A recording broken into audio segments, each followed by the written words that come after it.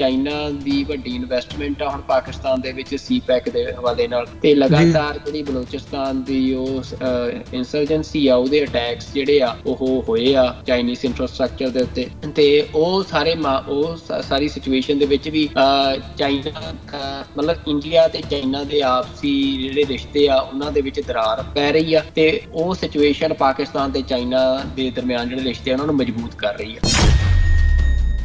ਜੇ ਕਿਤੇ by chance China ਤੇ ਅਮਰੀਕਾ ਜਿਹੜੇ ਆ ਉਹ ਆਪਣੀ ਕਿਸੇ ਸਮਝੌਤੇ ਤੇ ਪਹੁੰਚ ਜਾਂਦੇ ਆ ਟ੍ਰੇਡ ਨੂੰ ਲੈ ਕੇ, ਜਾਂ ਇਸ ਤਰੀਕੇ ਦਾ ਕੋਈ ਆਪਸ ਚ ਇਹਨਾਂ ਦੇ ਹੋ ਜਾਂਦਾ ਆ, ਫਿਰ ਤਾਂ ਇੰਡੀਆ ਦੇ ਲਈ ਰਾਹ ਬਹੁਤ ਔਖਾ ਹੋ ਜਾਣਾ। ਜਿਵੇਂ ਤਾਂ ਇੰਡੀਆ ਨੇ ਐਟੀਟਿਊਡ ਦਿਖਾਇਆ, ਖਾਸ ਤੌਰ ਤੇ ਜੈ ਸ਼ੰਕਰ ਦੀਆਂ ਸਟੇਟਮੈਂਟਸ ਜਿਹੜੀਆਂ ਪਿਛਲੇ ਸਾਲ ਡੇਢ ਸਾਲ ਚ ਐਂਟੀ ਵੈਸਟ ਤੇ ਐਂਟੀ ਵੈਸਟਰਨ ਡੈਮੋਕ੍ਰੇਸੀ ਰਹੀਆਂ ਨੇ, ਇਸ ਤਰੀਕੇ ਦਾ ਇਹਨਾਂ ਨੇ ਮਤਲਬ ਕਿਹਾ ਸੀ ਵੀ ਅਸੀਂ ਤਾਂ ਪ੍ਰਵਾਹ ਨਹੀਂ ਮਾਰਦੇ, ਤਾਂ ਉਹ ਗੱਲਾਂ ਸਾਰੀਆਂ ਔਨ ਰੈਕਡ ਹੁੰਦੀਆਂ। ਪਰ ਜੇ ਕਿਤੇ ਅਮਰੀਕਾ ਜਿਹੜਾ ਆ ਉਹ ਇੰਡੀਆ ਨੂੰ ਮਤਲਬ ਇਹ ਸਮਝਦਾ ਸੀ ਵੀ ਇੰਡੀਆ ਇੱਕ ਸਟਰੋਂਗ ਪਾਰਟਨਰ ਉਹਦਾ ਚਾਈਨਾ ਦੇ ਖਿਲਾਫ ਹੋ ਸਕਦਾ ਜੇ ਦੋਵਾਂ ਮੁਲਕਾਂ ਦੇ ਦਰਮਿਆਨ ਹਾਲਾਤ ਵਿਗੜਦੇ ਆ, ਤਾਂ ਫੇਰ ਵੀ ਇੰਡੀਆ ਜਿਹੜਾ ਆ ਉਹ ਆਪਣੀ ਸਟਰੈਂਥ ਦਿਖਾਉਣ ਦੇ ਵਿੱਚ ਲਗਾਤਾਰ ਫੇਲ ਹੋਇਆ, ਗਲਵਾਨ ਦੇ ਵਿੱਚ ਵੀ ਤੇ ਇਸ ਵਾਰ ਵੀ। ਜਿੱਥੇ ਸੁਖਵਿੰਦਰ ਸਿੰਘ ਜੀ ਅਸੀਂ ਚਾਈਨਾ ਦੇ ਹਵਾਲੇ ਨਾਲ ਗੱਲ ਕੀਤੀ ਹੈ, ਅਸੀਂ ਇਸ ਸਾਰੇ ਦੌਰ ਦੇ ਵਿੱਚ ਜਿਹੜੀ ਇਹ ਲਿਮਿਟਡ ਵਾਰ ਸੀ ਇਹਦੇ ਵਿੱਚ ਵੀ ਦੇਖਿਆ ਵੀ ਚਾਈਨਾ ਪਾਕਿਸਤਾਨ ਦੀ ਬੈਕ ਦੇ ਉੱਤੇ ਖਲੋਤਾ ਸੀ। ਬੈਕ ਦੇ ਉੱਤੇ ਵੀ ਹੁਣ ਜਿਹੜਾ ਇੰਡੀਆ ਵੀ ਕਲੇਮ ਕਰ ਰਿਹਾ ਵੀ ਈਵਨ ਇੱਕ ਸਟੈਪ ਫਰਦਰ ਅੱਗੇ ਜਾਂਦਿਆਂ ਕਿ ਚਾਈਨਾ ਬੈਕ ਤੇ ਨਹੀਂ ਸੀ ਖਲੋਤਾ, ਰੈਦਰ ਨਾਲ ਆ ਕੇ ਖਲੋ ਕੇ ਉਹਨੇ ਇੰਡੀਆ ਦੇ ਖਿਲਾਫ ਜਿਹੜੀ ਇਹ ਜੰਗ ਲੜੀ ਹੈ। ਜਿੱਥੇ ਹੁਣ ਭਾਰਤ ਵੱਲੋਂ ਦੁਨੀਆ ਭਰ ਦੇ ਵਿੱਚ ਜਿਹੜੇ ਆਪਣੇ ਡੈਲੀਗੇਸ਼ਨਸ ਨੇ ਉਹ ਭੇਜੇ ਜਾ ਰਹੇ ਨੇ, ਉੱਥੇ ਜਿਹੜੀ ਅੱਜ ਦੀ ਇੱਕ ਹੋਰ ਅਹਿਮ ਡਿਵੈਲਪਮੈਂਟ ਹੈਗੀ ਹੈ ਵੀ ਜਿਹੜੇ ਚਾਈਨਾ ਦੇ ਫੋਰਨ ਮਿਨਿਸਟਰ ਹੈਗੇ ਆ ਵੈਂਗ ਯੀ, ਉਹਨਾਂ ਦੀ ਮੁਲਾਕਾਤ ਪਾਕਿਸਤਾਨ ਦੇ ਡਿਪਟੀ ਪ੍ਰਾਈਮ ਮਿਨਿਸਟਰ ਤੇ ਫੋਰਨ ਮਿਨਿਸਟਰ ਜਿਹੜੇ ਨੇ ਉਹਨਾਂ ਦੇ ਨਾਲ ਹੋਈ ਹੈ ਅੱਜ ਬੀਜਿੰਗ ਦੇ ਵਿੱਚ। ਸੋ ਇਹ ਮੁਲਾਕਾਤ ਵੀ ਇੱਕ ਅਹਿਮ ਮੁਲਾਕਾਤ ਹੈਗੀ ਹੈ ਜਦੋਂ ਅਸੀਂ ਇਸ ਸਾਰੇ ਨੂੰ ਡਿਸਕਸ ਕਰ ਰਹੇ ਹਾਂ ਵੀ ਜਿੱਥੇ ਭਾਰਤ ਵੱਲੋਂ ਦੁਨੀਆ ਭਰ ਨੂੰ ਆਊਟਰੀਚ ਕੀਤਾ ਜਾ ਰਿਹਾ, ਉੱਥੇ ਚਾਈਨਾ ਤੇ ਪਾਕਿਸਤਾਨ ਦੇ ਜਿਹੜੇ ਫੋਰਨ ਮਿਨਿਸਟਰਸ ਹੈਗੇ ਆ ਉਹਨਾਂ ਦੀ ਮੀਟਿੰਗ ਅੱਜ ਬੀਜਿੰਗ ਦੇ ਵਿੱਚ ਜਿਹੜੀ ਹੋਈ ਹੈ, ਇਹਦੀ ਕੀ ਅਹਿਮੀਅਤ ਹੈ? ਬਿਲਕੁਲ ਅਮਰਵੀਰ ਸਿੰਘ ਜੀ, ਜਿਹੜਾ ਪਾਕਿਸਤਾਨ ਦੇ ਜਿਹੜੇ ਫੋਰਨ ਮਿਨਿਸਟਰ ਨੇ ਉਹ ਗਏ ਆ ਉੱਥੇ ਚਾਈਨਾ, ਤੇ ਮੁਹੰਮਦ ਇਸ਼ਾਕ ਦਾਰ ਤੇ ਉਹਨਾਂ ਦੀ ਜਿਹੜੀ ਚਾਈਨਾ ਦੇ ਮਿਨਿਸਟਰ ਨੇ ਫੋਰਨ ਮਿਨਿਸਟਰ ਆ ਉਹਨਾਂ ਦੇ ਨਾਲ ਮੁਲਾਕਾਤ ਹੋਈ ਆ।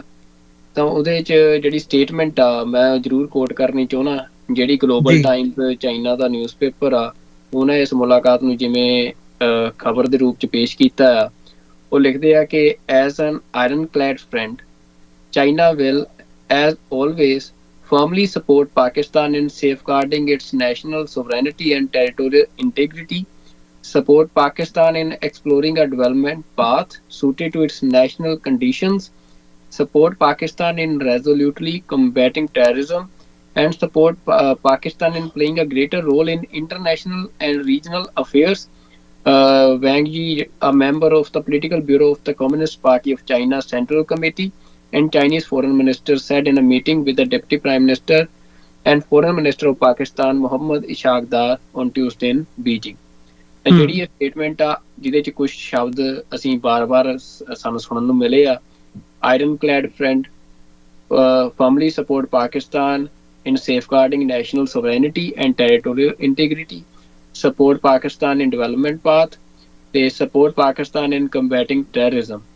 they support Pakistan in playing greater role in international and regional affairs. ਤਾਂ ਇਹ ਜਿਹੜੀ ਸਟੇਟਮੈਂਟ ਆਪਣੇ ਆਪ ਦੇ ਵਿੱਚ ਜਦੋਂ ਕੁਛ ਦਿਨ ਪਹਿਲਾਂ ਇਹ ਜਿਹੜਾ ਕਲੈਸ਼ ਹੋਇਆ ਜਿਹਦੇ 'ਚ ਮਤਲਬ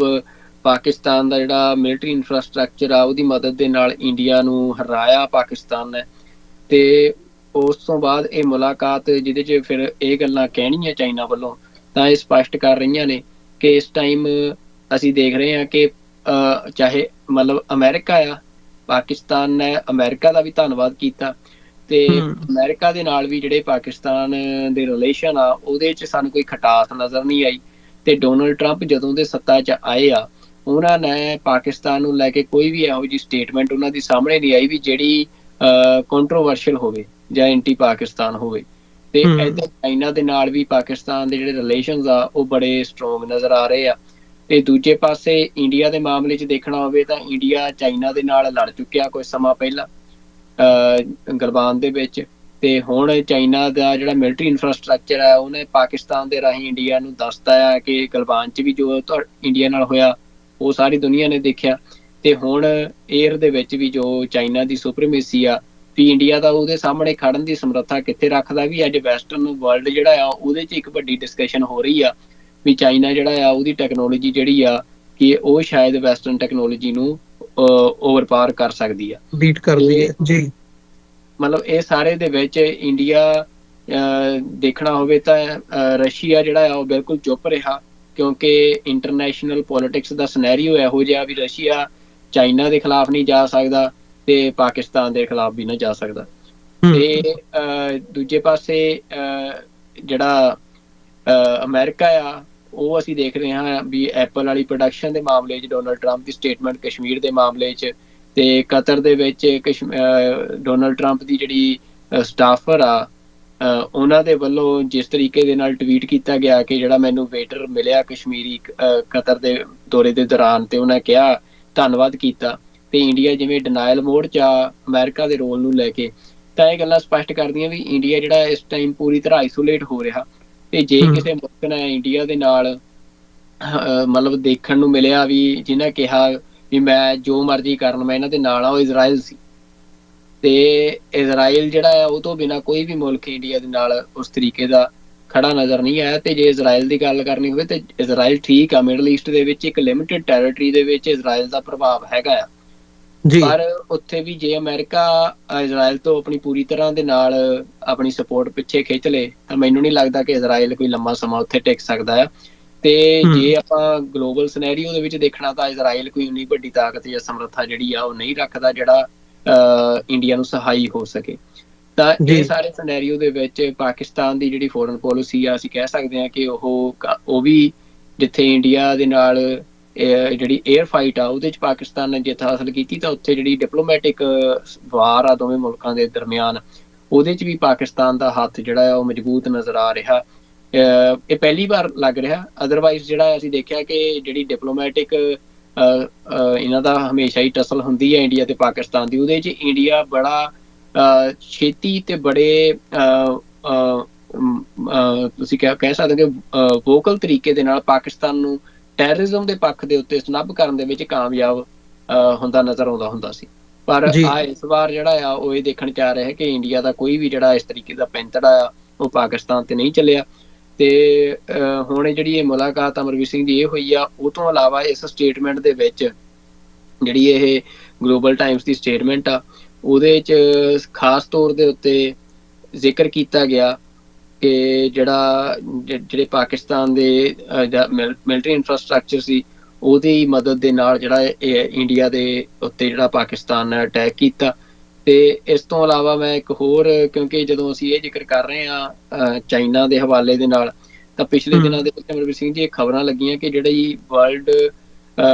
ਮਾਰਕੀਟ ਆ ਆਰਮਜ਼ ਐਮੂਨੀਸ਼ਨ ਦੀ ਜਾਂ ਡਿਫੈਂਸ ਇਨਫਰਾਸਟ੍ਰਕਚਰ ਦੀ, ਉਹਦੇ 'ਚ ਜਿਹੜਾ ਚਾਈਨਾ ਆ ਉਹਦੇ ਲਈ ਨਵੇਂ ਜਿਹੜੇ ਡੋਰਸ ਨੇ ਉਹ ਓਪਨ ਹੋਣਗੇ ਇਸ ਸਾਰੀ ਕਲੈਸ਼ ਦੇ ਵਿੱਚ, ਜਿਸ ਤਰੀਕੇ ਦਾ ਦੀ ਆਊਟਪੁੱਟ ਚਾਈਨੀਜ਼ ਇਨਫਰਾਸਟ੍ਰਕਚਰ ਨੇ ਦਿੱਤੀ ਆ। ਤਾਂ ਉਹਦੇ ਵਿੱਚ ਹੁਣ ਇੱਕ ਇਹ ਕਹਿ ਸਕਦੇ ਹੋ ਮਲੇਸ਼ੀਆ ਦੇ ਵਿੱਚ ਡਿਫੈਂਸ ਐਕਸਪੋ ਲੱਗਿਆ ਹੋਇਆ, ਤੇ ਜਿਹਦੇ ਵਿੱਚ ਪਾਕਿਸਤਾਨ ਨੇ ਜਿਹੜੇ ਆਪਣੇ ਜਹਾਜ਼ ਆ J-10C ਜਿਹਦੇ ਨਾਲ ਰਫੇਲ ਸੁੱਟੇ ਆ ਪਾਕਿਸਤਾਨ ਨੇ, ਤੇ ਨਾਲ ਹੀ FC-31 ਜਿਹੜਾ ਫਾਈਟਰ ਜੈਟ ਆ, J-10C ਜਿਹੜਾ ਆ ਉਹ 4.5th ਜਨਰੇਸ਼ਨ ਫਾਈਟਰ ਜੈਟ ਆ, ਤੇ ਉਹਦੇ ਨਾਲ ਇੱਕ FC-31 ਜਿਹੜਾ ਆ ਉਹ 5th ਜਨਰੇਸ਼ਨ ਫਾਈਟਰ ਜੈਟ ਆ। ਇਹ ਦੋਵੇਂ ਫਾਈਟਰ ਜੈਟ ਉੱਥੇ ਜਿਹੜਾ ਆ ਉਹ ਡਿਫੈਂਸ ਐਕਸਪੋ ਬੇਸਿਕਲੀ ਇੱਕ ਮੰਡੀ ਲੱਗਦੀ ਆ, ਤੁਸੀਂ ਕਹਿ ਸਕਦੇ ਹੋ ਕਿ ਡਿਫੈਂਸ ਦੇ ਇਨਫਰਾਸਟ੍ਰਕਚਰ ਦੀ, ਉਹਦੇ 'ਚ ਇਸ ਬਾਰੇ ਲੈ ਕੇ ਗਏ ਆ। ਤੇ ਇਹੀ ਗੱਲ ਹੋ ਰਹੀ ਆ ਕਿ ਜਿਹੜਾ ਇਹ ਸਾਰਾ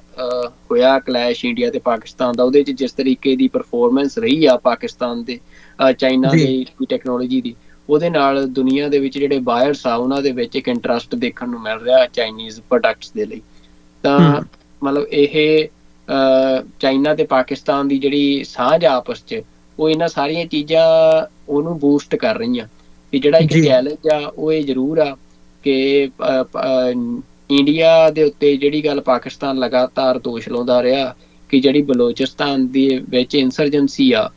ਉਹਨੂੰ ਇੰਡੀਆ ਫੰਡ ਕਰਦਾ ਹੈ, ਇੰਡੀਆ ਪ੍ਰੋਕਸੀ ਪਲੇ ਕਰ ਰਿਹਾ ਸਾਡੇ ਨਾਲ ਉਸ ਮਾਮਲੇ 'ਚ। ਤੇ ਉੱਥੇ ਵੀ ਜਿਹੜਾ ਕਿਉਂਕਿ ਚਾਈਨਾ ਦੀ ਵੱਡੀ ਇਨਵੈਸਟਮੈਂਟ ਆ ਹੁਣ ਪਾਕਿਸਤਾਨ ਦੇ ਵਿੱਚ ਸੀਪੈਕ ਦੇ ਹਵਾਲੇ ਨਾਲ, ਤੇ ਲਗਾਤਾਰ ਜਿਹੜੀ ਬਲੋਚਿਸਤਾਨ ਦੀ ਉਹ ਇੰਸਰਜੈਂਸੀ ਆ ਉਹਦੇ ਅਟੈਕਸ ਜਿਹੜੇ ਆ ਉਹ ਹੋਏ ਆ ਚਾਈਨੀਜ਼ ਇਨਫਰਾਸਟਰਕਚਰ ਦੇ ਉੱਤੇ। ਤੇ ਉਹ ਸਾਰੀ ਸਿਚੁਏਸ਼ਨ ਦੇ ਵਿੱਚ ਵੀ ਚਾਈਨਾ ਮਤਲਬ ਇੰਡੀਆ ਤੇ ਚਾਈਨਾ ਦੇ ਆਪਸੀ ਜਿਹੜੇ ਰਿਸ਼ਤੇ ਆ ਉਹਨਾਂ ਦੇ ਵਿੱਚ ਦਰਾਰ ਪੈ ਰਹੀ ਆ, ਤੇ ਉਹ ਸਿਚੁਏਸ਼ਨ ਪਾਕਿਸਤਾਨ ਤੇ ਚਾਈਨਾ ਦੇ ਦਰਮਿਆਨ ਜਿਹੜੇ ਰਿਸ਼ਤੇ ਆ ਉਹਨਾਂ ਨੂੰ ਮਜ਼ਬੂਤ ਕਰ ਰਹੀ ਆ। ਤਾਂ ਇਹ ਸਾਰਾ ਕੁਝ ਆ ਜਿਹੜਾ ਇਸ ਖਿੱਤੇ ਚੱਲ ਰਿਹਾ, ਉਹਦੇ 'ਚ ਜਿਹੜੀ ਇੱਕੋ ਇੱਕ ਚੀਜ਼ ਅਮਰਵੀਰ ਸਿੰਘ ਦੀ ਸਮਝਣ ਵਾਲੀ ਆ ਕਿ ਅਮਰੀਕਾ ਜਿਹੜਾ ਆ ਉਹਦੇ ਚਾਈਨਾ ਦੇ ਨਾਲ ਅਗਲੇ ਸਮੇਂ ਦੇ ਵਿੱਚ ਰਿਸ਼ਤੇ ਜਿਹੜੇ ਆ ਉਹ ਕਿਹੋ ਜਿਹੇ ਬਣਦੇ ਆ। ਮਤਲਬ ਤੁਸੀਂ ਸਿੱਧਾ ਕਹਿਣਾ ਹੋਵੇ, ਜੇ ਕਿਤੇ ਬਾਈ ਚਾਂਸ ਚਾਈਨਾ ਤੇ ਅਮਰੀਕਾ ਜਿਹੜੇ ਆ ਉਹ ਆਪਣੀ ਕਿਸੇ ਸਮਝੌਤੇ ਤੇ ਪਹੁੰਚ ਜਾਂਦੇ ਆ ਟ੍ਰੇਡ ਨੂੰ ਲੈ ਕੇ, ਜਾਂ ਇਸ ਤਰੀਕੇ ਦਾ ਕੋਈ ਆਪਸ 'ਚ ਇਹਨਾਂ ਦੇ ਹੋ ਜਾਂਦਾ ਆ, ਫਿਰ ਤਾਂ ਇੰਡੀਆ ਦੇ ਲਈ ਰਾਹ ਬਹੁਤ ਔਖਾ ਹੋ ਜਾਣਾ ਹੈ। ਕਿਉਂਕਿ ਇੰਡੀਆ ਦੇ ਲਈ ਫਿਰ ਉਹ ਹੁੰਦਾ ਹੈ ਵੀ ਜਿਵੇਂ ਤਾਂ ਇੰਡੀਆ ਨੇ ਐਟੀਟਿਊਡ ਦਿਖਾਇਆ, ਖਾਸ ਤੌਰ ਤੇ ਜੈ ਸ਼ੰਕਰ ਦੀਆਂ ਸਟੇਟਮੈਂਟਸ ਜਿਹੜੀਆਂ ਪਿਛਲੇ ਸਾਲ ਡੇਢ ਸਾਲ 'ਚ ਐਂਟੀ ਵੈਸਟ ਤੇ ਐਂਟੀ ਵੈਸਟਰਨ ਡੈਮੋਕ੍ਰੇਸੀ ਰਹੀਆਂ ਨੇ, ਇਸ ਤਰੀਕੇ ਦਾ ਇਹਨਾਂ ਨੇ ਮਤਲਬ ਕਿਹਾ ਸੀ ਵੀ ਅਸੀਂ ਤਾਂ ਪ੍ਰਵਾਹ ਨਹੀਂ ਮਾਰਦੇ, ਤਾਂ ਉਹ ਗੱਲਾਂ ਸਾਰੀਆਂ ਹੁਣ ਰੈਕਡ ਹੁੰਦੀਆਂ। ਜਿਵੇਂ ਅਸੀਂ ਕਹਿੰਦੇ ਆ ਵੀ ਸਿੱਖ ਜਿਹੜੇ ਆ ਪਿਛਲੇ ਲੰਮੇ ਸਮੇਂ ਤੋਂ ਜਿਹੜੇ ਆਪਣੇ ਮੈਮੋਰੈਂਡਮਸ ਦੇ ਰਹੇ ਆ, ਵਾਸ਼ਿੰਗਟਨ ਦੇ ਵਿੱਚ ਹੋਵੇ, ਯੂਨਾਈਟਿਡ ਨੇਸ਼ਨਸ ਦੇ ਵਿੱਚ ਹੋਵੇ, ਭਾਵੇਂ ਅੱਜ ਲੱਗਦਾ ਹੁੰਦਾ ਜਦੋਂ ਤੁਸੀਂ ਮੈਮੋਰੈਂਡਮ ਦਿੰਦੇ ਹੋ ਵੀ ਉਹਨਾਂ ਦੀ ਕੋਈ ਸੁਣਵਾਈ ਨਹੀਂ ਹੋ ਰਹੀ, ਪਰ ਹੁਣ ਰੈਕਡ ਜਾਂਦੇ ਆ ਤੇ ਉਹ ਕਿਸੇ ਨਾ ਕਦੇ ਸਮਾਂ ਆਉਣ ਦੇ ਉੱਤੇ ਫਿਰ ਉਹਨਾਂ ਨੂੰ ਹੀ ਬੇਸ ਬਣਾਇਆ ਜਾਂਦਾ ਜਦੋਂ ਕੋਈ ਕਾਰਵਾਈ ਹੋਣੀ ਹੁੰਦੀ ਆ। ਤੇ ਇਸੇ ਤਰੀਕੇ ਦੇ ਨਾਲ ਜਦੋਂ ਇੰਡੀਆ ਵਰਗਾ ਮੁਲਕ ਵੀ ਕਿਸੇ ਦੇ ਖਿਲਾਫ, ਜੇ ਅਮਰੀਕਾ ਦੇ ਖਿਲਾਫ ਜਦੋਂ ਕੋਈ ਇਹਨਾਂ ਦਾ ਮਿਨਿਸਟਰ ਬੋਲਦਾ ਆ ਤਾਂ ਫਿਰ ਉਹ ਹੁਣ ਰੈਕਡ ਤਾਂ ਜਾਂਦਾ ਹੀ ਆ। ਮਸਲਾ ਇਹ ਹੁੰਦਾ ਵੀ ਉਹ ਜਦੋਂ ਅਗਲੇ ਦੀ ਜਾੜ ਥੱਲੇ ਆਉਣੇ ਉਹ ਫਿਰ ਅਗਲਾ ਦੱਸਦਾ ਹੈ, ਤੇ ਉਹ ਜੇ ਇਹੋ ਜਿਹੇ ਹਾਲਾਤ ਬਣਦੇ ਉਹ ਵੀ ਇੰਡੀਆ ਲਈ ਬੜੇ ਚੈਲੰਜਿੰਗ ਹੋਣੇ ਆ। ਪਰ ਜੇ ਕਿਤੇ ਅਮਰੀਕਾ ਜਿਹੜਾ ਆ ਉਹ ਇੰਡੀਆ ਨੂੰ ਮਤਲਬ ਇਹ ਸਮਝਦਾ ਸੀ ਵੀ ਇੰਡੀਆ ਇੱਕ ਸਟਰੋਂਗ ਪਾਰਟਨਰ ਉਹਦਾ ਚਾਈਨਾ ਦੇ ਖਿਲਾਫ ਹੋ ਸਕਦਾ ਜੇ ਦੋਵਾਂ ਮੁਲਕਾਂ ਦੇ ਦਰਮਿਆਨ ਹਾਲਾਤ ਵਿਗੜਦੇ ਆ, ਤਾਂ ਫਿਰ ਵੀ ਇੰਡੀਆ ਜਿਹੜਾ ਆ ਉਹ ਆਪਣੀ ਸਟਰੈਂਥ ਦਿਖਾਉਣ ਦੇ ਵਿੱਚ ਲਗਾਤਾਰ ਫੇਲ ਹੋਇਆ, ਗਲਵਾਨ ਦੇ ਵਿੱਚ ਵੀ ਤੇ ਇਸ ਵਾਰ ਵੀ। ਤਾਂ ਉਹਦੇ 'ਚ ਅਮਰੀਕਾ ਜਿਹੜਾ ਆ ਉਹ ਅਸੀਂ ਦੇਖ ਰਹੇ ਹਾਂ ਵੀ ਉਹ ਮਤਲਬ ਉਹਦਾ ਐਟੀਟਿਊਡ ਜਿਹੜਾ ਆ ਉਹ ਕੋਈ ਖੁਸ਼ ਨਹੀਂ ਲੱਗ ਰਿਹਾ ਅਮਰੀਕਨ ਐਸਟੈਬਲਿਸ਼ਮੈਂਟ ਇੰਡੀਆ ਤੋਂ, ਤੇ ਉਹ ਵੀ ਦੋਵੇਂ ਪਾਸਿਆਂ ਨੂੰ ਇੰਡੀਆ ਜਿਹੜਾ ਆ ਉਹਦੀ ਜਿਹੜੀ ਹਾਲਾਤ ਆ ਉਹ ਪਤਲੀ ਆ। ਤੇ ਇਹ ਸਾਰੇ ਦੇ ਵਿੱਚ ਜਿਹੜੀਆਂ ਧਿਰਾਂ ਇੰਡੀਆ ਦੇ ਵਿੱਚ ਪਿਛਲੇ ਲੰਮੇ ਸਮੇਂ ਤੋਂ ਜ਼ਬਰ ਸਹਿ ਰਹੀਆਂ ਨੇ, ਲੰਮੇ ਸਮੇਂ ਤੋਂ ਸਟਰਗਲ ਕਰ ਰਹੀਆਂ ਆ, ਤਾਂ ਉਹਨਾਂ ਦੇ ਲਈ ਜਿਹੜੀਆਂ ਆ ਕਾਫੀ ਨਵੀਆਂ ਓਪਰਚੁਨਿਟੀਜ਼ ਪੈਦਾ ਹੋ ਸਕਦੀਆਂ ਆ ਜੇ ਉਹ ਲੋਕ ਜਿਹੜੇ ਲੜਨ ਵਾਲੇ ਆ ਆਪਣੀ ਸਟਰੈਂਥ ਨੂੰ ਯੂਨਾਈਟ ਰੱਖਣਗੇ, ਆਪਣੀ ਤਾਕਤ ਨੂੰ ਵਧਾਉਣਗੇ ਤੇ ਇੱਕ ਵਧੀਆ ਸਿਆਣੇ ਤਰੀਕੇ ਦੇ ਨਾਲ ਜਿਹੜਾ ਆਪਣਾ ਆਰਗੂਮੈਂਟ ਆ ਉਹਨੂੰ ਬਿਲਡ ਕਰਨਗੇ। ਤੇ ਜਿਹੜੀ ਚੀਜ਼ ਦੇ ਵਿੱਚ ਇੰਡੀਆ ਫੇਲ ਹੋਇਆ ਫੋਰਨ ਰਿਲੇਸ਼ਨਸ ਦੇ ਵਿੱਚ,